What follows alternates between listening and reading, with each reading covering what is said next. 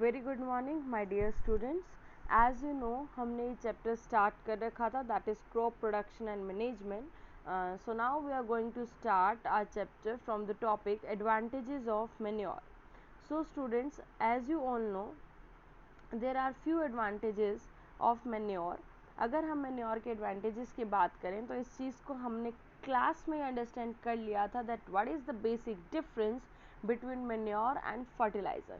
सो अगर हम मैन्योर के एडवांटेजेस की बात करें तो मैन्योर सॉइल की वाटर होल्डिंग कैपेसिटी को इंक्रीज़ करता है और मैन्योर सॉइल की फर्टिलिटी को इंक्रीज़ करता है, सॉइल के टेक्सचर को इंक्रीज़ करता है, so that manure can help to grow crops in a much better way. So here we did our advantages of manure. So students, our next topic is crop rotation, and it is the most important topic of this particular chapter, and you must have a basic idea about the crop production, or you can say crop rotation. So crop production के लिए कौन सी चीज़ें ज़रूरी हैं, the things which are necessary for it, वो सब चीज़ें हम अपनी प्रीवियस क्लासेस में डिस्कस कर चुके हैं. In this particular video lecture we are going to emphasize on a particular topic name crop rotation. So बच्चा, क्रॉप रोटेशन अंडरस्टैंड करने से पहले you must understand two things. One is leguminous crop and another one is non leguminous crop. तो बच्चे आपको दो तरह की चीज़ों के बारे में पढ़ना ज़रूरी है. One is leguminous crops and another one is non leguminous crop which is defined in this particular topic. So I am here to clarify you what this topic mean. So बच्चे, अगर हम लेग्यूमिनियस क्रॉप की बात करें तो leguminous crop क्या होते हैं वो ध्यान से समझना. लेग्यूमिनियस क्रॉप ऐसी क्रॉप्स होती हैं जो करती क्या हैं, एटमॉस्फेयर में जो भी नाइट्रोजन है उसको लेती हैं और उसे सॉइल के अंदर नाइट्रोजन कंपाउंड की फॉर्म में फिक्स करती हैं. Listen once again what I am saying. Nitrogenous compound बनाना सॉइल के अंदर एटमॉस्फेरिक नाइट्रोजन का यूज़ करके, ये सब काम करती हैं कौन, जिसका नाम है लेग्यूमिनियस क्रॉप. सो अगर आपसे पूछा जाए what is the basic difference between leguminous and non leguminous crop, तो आप एक मिनट में आंसर क्या देंगे कि लेग्यूमिनियस क्रॉप्स ऐसी क्रॉप्स जो एटमॉस्फेयर से नाइट्रोजन को लेती हैं, उसे फिक्स करती हैं सॉइल में नाइट्रोजनस कंपाउंड की फॉर्म में. And non leguminous crops are those crops which are not able to fix the atmospheric nitrogen in the form of nitrogenous compound in the soil. So here is the difference between that, between leguminous and non leguminous crop. सो बच्चे, इसके अगर हम example की बात करें तो leguminous crop के आपके एग्जाम्पल हैं pulses, peas, whereas non leguminous crop में millet, like your wheat, your maize, ये सब जो भी आएंगी चीज़ें वो आएंगी आपकी नॉन लेग्यूमिनियस क्रॉप में. सो बच्चे, अब यहाँ पे अगर हम थोड़ी सी और डेप्थ में जाएं तो हम ये भी अंडरस्टैंड कर सकते हैं, ये समझने के बाद कि लेग्यूमिनियस और नॉन लेग्यूमिनियस क्या है, हम इस चीज़ को भी अंडरस्टैंड कर सकते हैं कि अगर हम बात करें, देखिए आपने लेग्यूमिनस नॉन लेग्यूमिनस तो समझ लिया कि जो एटमॉस्फेरिक नाइट्रोजन को नाइट्रोजनस कंपाउंड में कन्वर्ट कर देगा वो लेग्यूमिनस है. जो एटमॉस्फेरिक नाइट्रोजन को नाइट्रोजनिक कंपाउंड में इन द सॉइल कन्वर्ट नहीं कर पाएगा वो नॉन लेग्यूमिनस है. इतनी सी चीज़ आप सबको होप सो अंडरस्टैंड हो गई होगी. अगर मैं इसको और थोड़ा सा डिटेल में पढ़ूँ तो क्या है, एक बात आप बता सकते हैं, लेग्यूमिनस क्रॉप कर क्या रहा है, एटमॉस्फेयर के नाइट्रोजन को ले रहा है, ठीक है, उसके बाद वो उसको नाइट्रोजनस कंपाउंड में कन्वर्ट कर रहा है in the soil. Are you all clear my dear students, this is happening in this particular thing. अब बच्चा जी, अगर सॉइल के अंदर नाइट्रोजनस कंपाउंड बनेंगे, अगर नाइट्रोजनस कंपाउंड सॉइल में बनेंगे तो उससे ना दो काम होंगे. There are two important things which are further going to be happen. One is, क्या करेगा वो लेग्यूमिनियस प्लांट, कुछ अमाउंट की चीज़ों को लेगा, मतलब जो भी नाइट्रोजनस कंपाउंड सॉइल में बने उनमें से कुछ को वो खुद यूज़ करेगा और ग्रो कर जाएगा इन अ बेटर वे, कुछ को वो खुद से यूज़ करेगा एंड ग्रो कर जाएगा इन अ बेटर वे. बाकी बचा हुआ जो भी बच्चा जी आपका नाइट्रोजनस कंपाउंड होगा वो सॉइल की फर्टिलिटी को इंक्रीज करेगा. It is going to increase the fertility of the soil. So that is the basic thing. ठीक है, तो आपने समझा लेग्यूमिनियस क्रॉप ने नाइट्रोजन से एटमॉस्फेरिक नाइट्रोजन को लिया, नाइट्रोजनस कंपाउंड में उसको सॉइल में कन्वर्ट किया, उस नाइट्रोजनस कंपाउंड ने फिर दो काम किए, कुछ अमाउंट का नाइट्रोजनस कंपाउंड क्रॉप ने खुद यूज़ किया अपनी ग्रोथ के लिए, और कुछ अमाउंट का कंपाउंड उसने सॉइल की फर्टिलिटी को इन्हांस करने में यूज़ किया। That is all clear. आगे इतने से बात समझ में। लास्ट पॉइंट जो आपको समझना है बच्चा जी, लेग्यूमिनियस और नॉन लेग्यूमिनियस में डिफरेंस के बेसिस पे वो ये है, हम आपको पता होगा कि हम सॉइल के अंदर नाइट्रोजनस फर्टिलाइजर्स डालते हैं सो दैट सॉइल की फर्टिलिटी को रिगेन कराया जा सके, है ना। बट अगर आपने किसी भी जगह पे मान लो कोई भी सॉइल है, उस सॉइल में अगर आपने लेग्यूमिनियस क्रॉप को ग्रो कराया, अगर आपने सॉइल में लेग्यूमिनियस क्रॉप को बच्चा जी ग्रो करवाया, तो आपको पता है वो खुद से ही क्या करेगा, नेचुरली वो क्या कर देगा, नाइट्रोजन को सॉइल में फिक्स कर देगा। सो आप यहाँ पे क्या कर सकते हैं, इन दैट पर्टिकुलर एरिया आपको नाइट्रोजनस फर्टिलाइजर डालने की ज़रूरत नहीं है। इससे पॉइंट निकल के आया कि लेग्यूमिनियस क्रॉप को ग्रो कराने के लिए, लेग्यूमिनियस क्रॉप्स को ग्रो कराने के लिए किसी भी तरह के नाइट्रोजनस फर्टिलाइजर्स की ज़रूरत नहीं है, because it able to naturally fix the nitrogen from the atmosphere into the soil in the form of nitrogenous compound. Are you getting my point. But non leguminous को ग्रो कराना है तो आपको उसमें नाइट्रोजनस फर्टिलाइजर्स डालने पड़ेंगे, because वो इस एबल नहीं है कि वो नाइट्रोजन एटमॉस्फेयर की नाइट्रोजन को फिक्स कर पाए। अब बच्चा होता क्या है ना, बेसिकली लेग्यूमिनियस क्रॉप की जो रूट नोड्यूल्स होते हैं उनके अंदर कुछ बैक्टीरिया, जैसे कि हमने राइजोबियम बैक्टीरिया के बारे में भी बात की हुई है, आपने वो सुना भी होगा in your previous 7th class, that there are rhizobium bacteria, which is present in the roots of the soil, which is able to enhance or which is able to fix the nitrogen into the soil. So this is the whole phenomena behind it, and it is necessary कि आप इस चीज़ को अच्छे से understand करें। सो बच्चा जी, अगर आपको ये चीज़ क्लियर हो गई ना that what is the basic difference leguminous and non leguminous, तो आपको क्रॉप रोटेशन वाला टॉपिक समझने में बच्चे hardly it will take 1 or 2 minutes if you want to understand the topic which is crop rotation, and I must tell you this is the most important topic. So crop rotation, as you understand, आपको बच्चे word से ही पता चल रहा है, crop rotation मतलब crop को कराना है rotate, that is called crop rotation. It is all about crop rotation.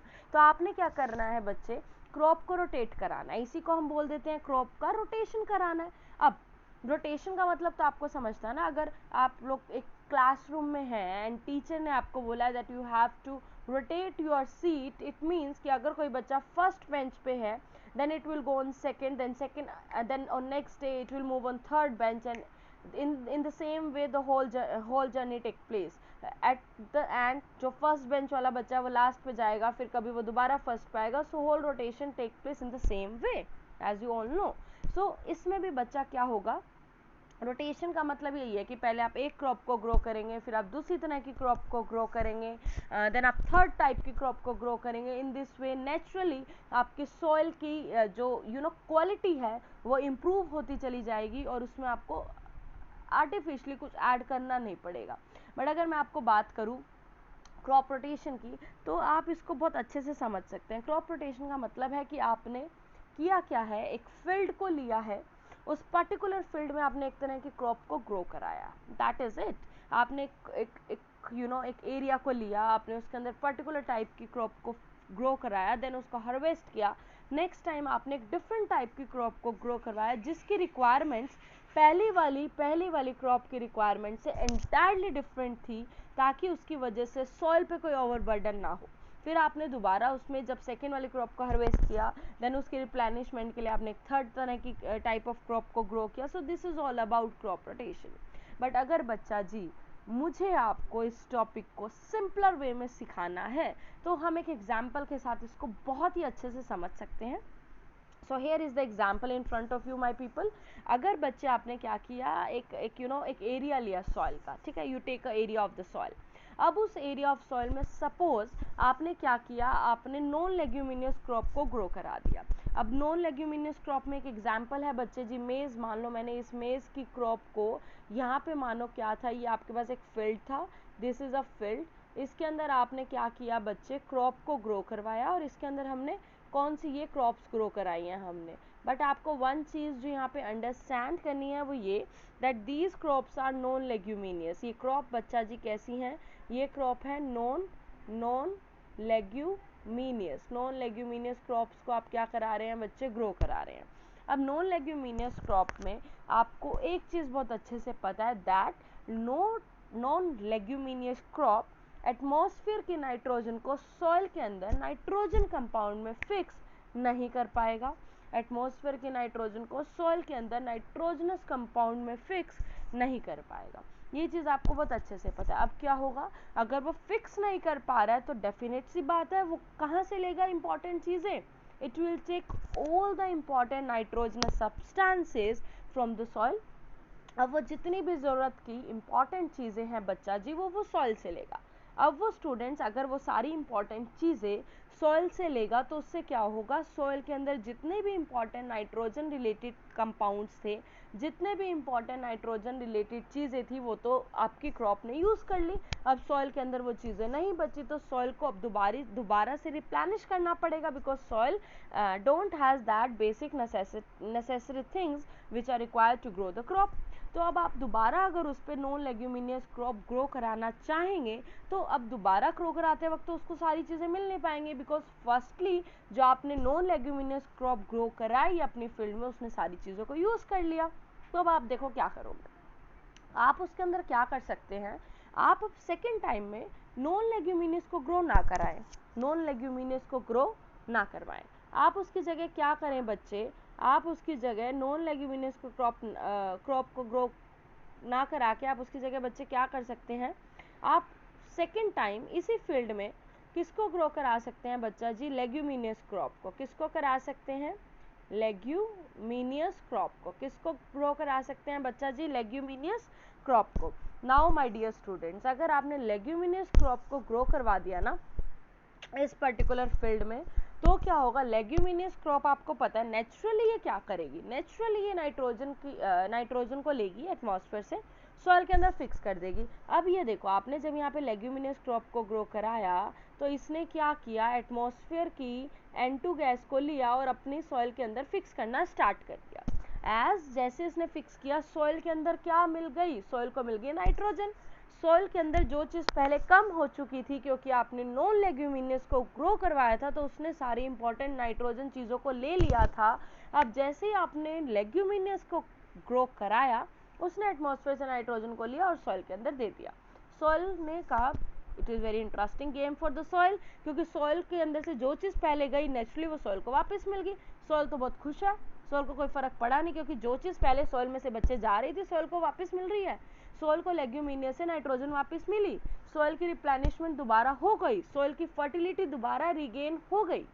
अब बच्चा अगर उसकी फर्टिलिटी दोबारा रिगेन हो गई तो नाउ इन थर्ड टर्न अगर आप चाहते हो तो आप इसी सेम फील्ड में अब दोबारा से सपोज ये एक फील्ड है, आप इसमें मेज़, पहले आपने मेज़ को कराया, फिर सपोज आपने पल्सिस को कराया। अब मेज़ जो थी वो नॉन लेग्यूमिनियस थी, पल्सिस जो है वो लेग्यूमिनियस है। सपोज अब आपने वीट को दोबारा ग्रो कराना चाहते हो, wheat is also non leguminous, तो अब आप करा सकते हो बिकॉज उसकी रिप्लेनिशमेंट क्रॉप की रोटेशन की वजह से सॉइल की रिप्लेनिशमेंट हो चुकी है। अब सॉइल को सारे नाइट्रोजन रिलेटेड कंपाउंड्स मिल चुके हैं, अब वो सारी चीज़ें इस एबल है कि वो वीट को दे सकती है तो वीट अच्छे से ग्रो कर जाएगा।